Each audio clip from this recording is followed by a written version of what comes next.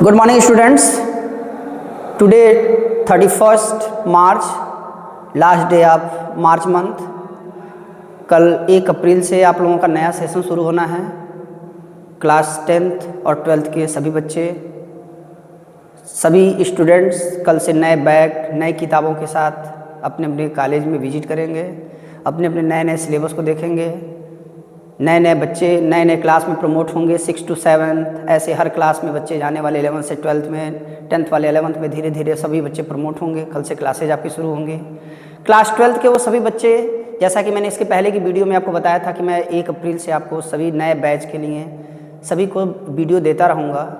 उसी के क्रम में आज मैं ऑर्गेनिक केमिस्ट्री के सामने आपके इमेज में लाया हुआ हूँ। ये एसएस इंटर कॉलेज के कैंपस में ये मैंने डिजिटल बोर्ड पे आपको कुछ शिक्षा देने के लिए थोड़ा सा ट्राई किया है कि कुछ हैलो एल्केन हैलो एरीन्स के बारे में थोड़ा सा आपको मैं बताऊं।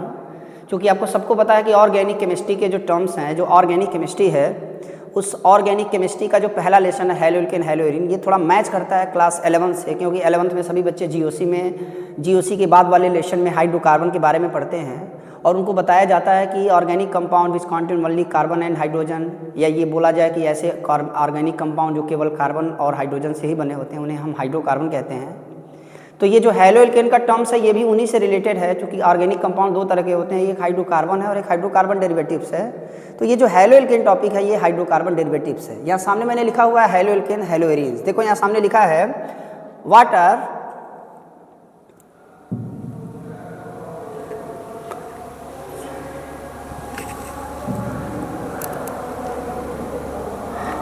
यहाँ पे सामने दिया हुआ है water hello alkane and what is hello arene. यहाँ देखो सामने लिखा हुआ है जो हैलो एल्केन होगा उस हैलो एल्केन को सबसे पहले हम दिखाएंगे आर यक्स से। आर एल्किल ग्रुप है जो एक हाइड्रोकार्बन पार्ट होता है, जो यक्स है वो हैलोजन है। और आपको सबको पता है कि जो हैलोजन होते हैं वो हैलोजन एक फैमिली का नाम है और इसके जो मेंबर हैं उन्हें हम हैलाइड कहते हैं। वो जो मेंबर हैं उन्हें हम एल्किल हैलाइड कहते हैं। ये देखिए सभी स्टूडेंट्स, सामने यहाँ पे जो मैंने लिखा हुआ है हैलो एल्केन नॉमेनक्लेचर, आइसोमेरिज्म, ये सभी जो टर्म्स हैं, इन टर्म्स में आपको शुरुआत करना है इस टॉपिक को। तो शुरुआत से ही आपको इस टॉपिक को ध्यान देना है कि हमें हैलो एल्केन हैलो एरीन्स के बारे में कैसे हमें जानकारी लेनी है।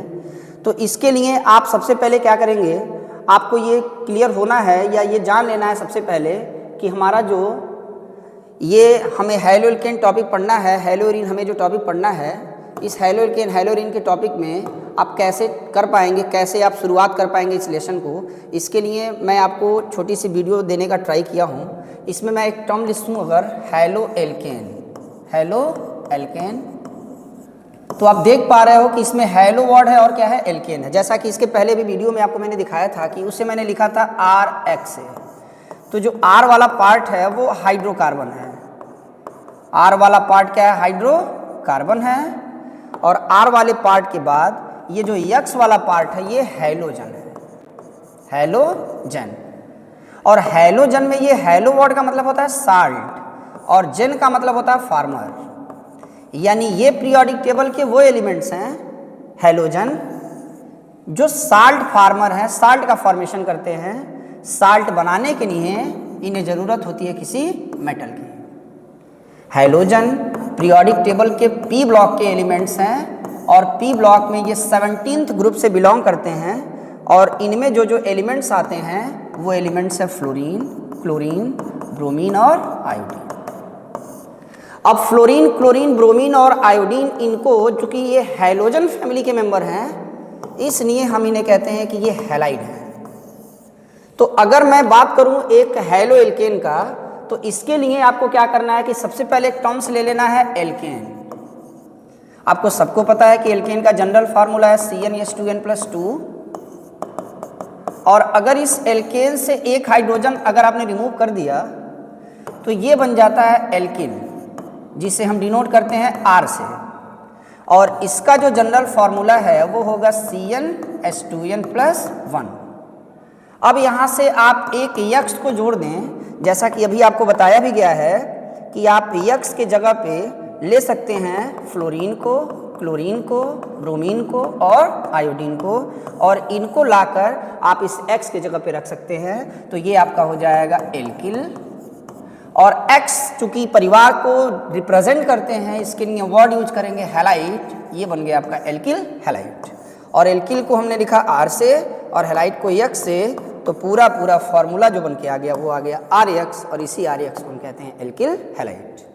तो आपका जो बेसिकली ये लेशन हैलो एल्केन है, इस हैलो एल्केन का एक और भी हम नाम दे सकते हैं एल्किल हैलाइड। अब आप ध्यान से देखो, अगर मैं एक एग्जांपल ले लूँ यहाँ से, अगर यहाँ से एग्जांपल ले लिया जाए कि चलो मैंने एक हाइड्रोकार्बन ले लिया है CH4। आपको सबको पता है कि जो CH4 है वो एल्केन कैटेगरी का सबसे पहला मेंबर है। अब क्या करना है, यहाँ से एक H आप रिमूव कर दो, तो ये आपका फॉर्मूला हो जाएगा CH3। नाम से भी आप एन हटाओगे और जोड़ दोगे इल। चूंकि एल्केन फैमिली का ये CH4 पहला मेंबर है, इसका नाम होता है मेथेन।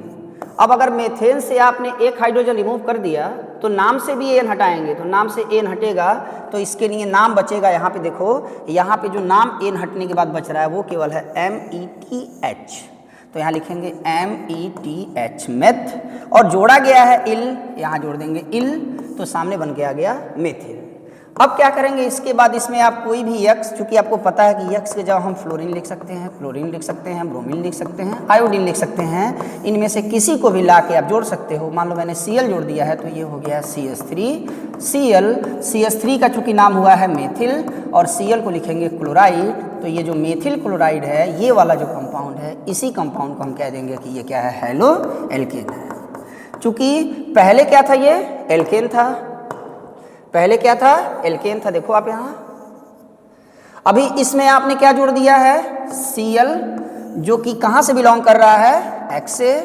X किस फैमिली को रिप्रेजेंट करता है, हैलोजन को। इसके सदस्यों को आप क्या कहेंगे, हैलाइड कहेंगे। तो आप बोल सकते हैं कि replacement of one or more hydrogen from alkane by halogen, then compound obtain haloalkane, or compound obtained said to be haloalkane, and haloalkane is commonly known as alkyl halide. We can take the another example like this. We can take the example C2H6. You know very well this compound is ethane. This compound is also hydrocarbon, because in this compound only two elements, carbon and hydrogen, is present. So we can say this compound is also hydrocarbon. Again one hydrogen replace, then minus N and plus Il. If one hydrogen replace from this compound, then C2H6 becomes C2H5. Name remove N from this name, so name will be eth, and write YL, so it is ethyl. And write any of the halogen atom, so you can write Br, so this Br is the halogen, so this compound is called ethyl bromide. So ethyl bromide is, this ethyl bromide compound is haloalkane. तो आप ये बोल सकते हो सीधा सा कि sir हमारे पास कोई हाइड्रोकार्बन होगा और वो हाइड्रोकार्बन बिलोंग करेगा एल्केन से, और आपको सबको पता है कि एल्केन कंपाउंड क्या होगा, जिसमें कार्बन और कार्बन के बीच में सिंगल बॉन्ड होगा और इसके अलावा कोई एलिमेंट ना हो कार्बन हाइड्रोजन के अलावा, तभी ये कहलाएगा एल्केन। और एल्केन को हम कहते हैं saturated hydrocarbon, and another name of alkene is paraffin. तो इस टॉपिक में आपको पढ़ना है कि जो एल्केन है उनसे आप हैलो एल्केन कैसे बना पाओगे। और एक चीज़ आपको बेसिकली ये ध्यान देना है कि जो हैलो एल्केन टॉपिक है उसके कंपाउंड जो बिलोंग करेंगे वो करेंगे एलिफैटिक से। आगे की क्लासों में चर्चा होगा कि जो एलिफैटिक टर्म्स है वो आया है एलिफर से, और एलिफर का मतलब होता है फैट या आयल बोलेंगे। और यूज करने वाला जो केमिस्ट है नाम है उनका हाफमैन। हाफमैन ने सबसे पहले टर्म्स यूज किया था एलिफैटिक, जो टर्म्स आया है कहाँ से, एलिफर से। तो ये ध्यान देना है आपको। तो यहाँ जो टॉपिक मैंने अभी आपको बताया है, इस टॉपिक में बेसिकली आपको ये ध्यान देना है कि हमारा ये जो हैलो एल्केन टॉपिक है ये बनता तो एल्केन से है, क्योंकि ये हाइड्रोकार्बन डेरिवेटिव्स हैं। हाइड्रोकार्बन से हाइड्रोजन को रिमूव करना पड़ेगा और उसके जगह पे आपको हैलोजन लाना पड़ेगा। एक चीज़ ध्यान देना है, displacement of one or more hydrogen from the hydrocarbon by same number of halogen, then compound obtain will be halo alkane and halo alkane is commonly known as alkyl halide. तो यहाँ आप देख पा रहे हो कि ये जो यक्स है इसे हम हैलोजन कहते हैं। हैलोजन टर्म्स आया है हैलो प्लस जेन से। हैलो का मतलब होता है साल्ट और जेन का मतलब होता है फार्मर। इस हैलोजन के जो कंपाउंड साल्ट हैं वो सी वाटर में पाए जाते हैं। इसी कारण आपने देखा भी होगा कि सी का जो वाटर वो मैराइन होता है, थोड़ा सा खारा होता है क्योंकि उसमें बहुत सारे साल्ट प्रेजेंट होते हैं। तो ये जो एलिमेंट्स हैं फ्लोरीन, क्लोरीन, ब्रोमीन, आयोडीन, इन्हें हम हैलोजन कहते हैं। Thank you and very good morning for all of you. Thank you.